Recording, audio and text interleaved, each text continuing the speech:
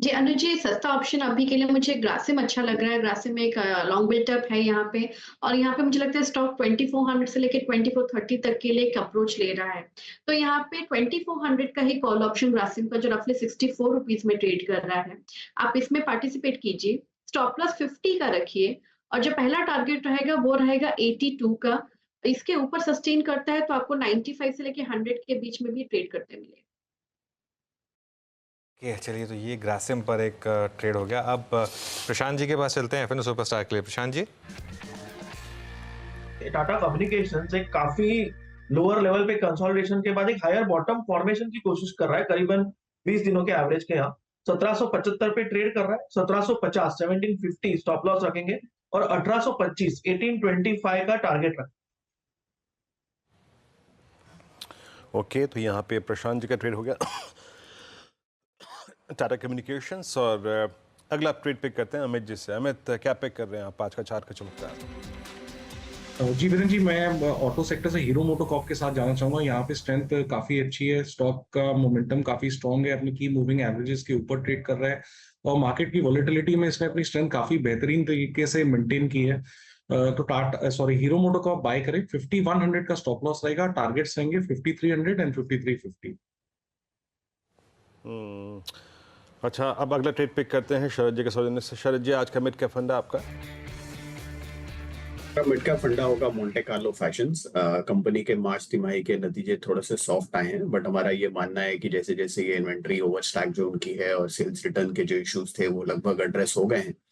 पहले के मुकाबले अब कंपनी एक डाइवर्सिफाइड प्लेयर है और अभी कॉटन वियर, आपका विंटर वियर, किड्स वियर, इन सब के अक्रॉस कंपनी के प्रोडक्ट्स हैं। पिछले 2-3 सालों में कंपनी ने लगभग 33% एडिशन की है अपने ईबीएस स्टोर्स में, बट रेवेन्यूज में आपको वैसा कोई इम्पैक्ट दिखा नहीं है। पिछले 3 सालों से लगभग 1000 करोड़ के आसपास ही है। मुझे लगता है ये स्टोर रैशनलाइजेशन और जिस तरीके से नए स्टोर एडिशन, अभी भी वो लोग 40-50 नए स्टोर एडिशन की बात कर रहे हैं और पिछले 2-3 सालों में मार्जिन भी इस साल की सबसे न्यूनतम लेवल में है, लगभग 13-14% के आसपास, जो एवरेज में 18 से 20% के आसपास ऑसिलेट होती है।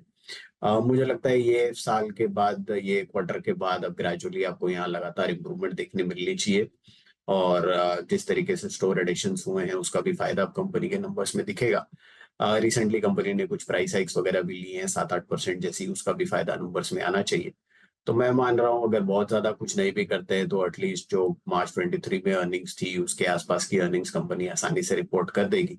तो 65 से 70 रुपए के आसपास की earning to start with company report करेगी और 15 के आसपास का मल्टीपल आसानी से मिल जाना चाहिए। मोंटे कार्लो एक स्ट्रॉन्ग ब्रांड भी है, मुझे लगता है जैसे जैसे नंबर्स में टर्न अराउंड आता है, ब्रांड प्रीमियम वगैरह भी बिल्ट इन होने लगेगा। तो 1050 रुपए के शुरुआती लक्ष्य के हिसाब से Monte Carlo fashions. Okay, meanwhile अब निफ्टी में स्ट्रेंथ आ रही है। वीरू, कल तक बैंक निफ्टी में स्ट्रेंथ थी, अब स्ट्रेंथ निफ्टी में आ रही है और उसका एक कारण है रिलायंस। एक बार जरा रिलायंस लेकर आइए आप। रिलायंस अब कैरी कर रहा है निफ्टी को और शायद इसकी वजह से एक 1% का मूव यहाँ रिलायंस पर। चलिए चारों के चारों ट्रेड्स रिकैप कर लेते हैं, उसके बाद रिलायंस पर एक टेक लेंगे। सबसे पहले शिल्पा जी ने ग्रासिम यहाँ पर बेट लिया। ग्रासिम का एक आपको लेना है ऑप्शन, यहाँ पर 2400 का कॉल ऑप्शन, 50 रुपीज़ के स्टॉप लॉस, 82 और 95 के टारगेट रहेंगे। अगली ट्रेड थी प्रशांत सावंत की। प्रशांत सावंत जी ने टाटा कम्युनिकेशन पर बेट किया, 1750 का स्टॉप है और 1825 के टारगेट्स यहाँ पर। उसके बाद हीरो मोटोकॉर्प, ये है अमित सेठ के पिक, 5100 के स्टॉप लॉस, 5300 5350 के टारगेट। और मोंटे कार्लो फैशन जो स्वेटर बनाते थे वो है शरद अवस्थी की पिक। इंटरेस्टिंग है, इतनी भीषण